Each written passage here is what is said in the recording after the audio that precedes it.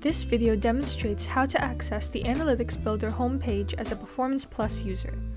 Access Analytics Builder to create visual representations of your organizational data.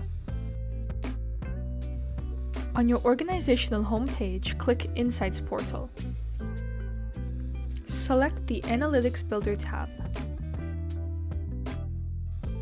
Then click Analytics Builder. On the Analytics Builder homepage, click Dashboards to access existing dashboards of data reports and visuals. In Analyses, view existing analyses of your datasets or create a new one by clicking New Analysis. You can view a list of all your Brightspace datasets and custom data in Datasets. You can create a new dataset by clicking New Dataset.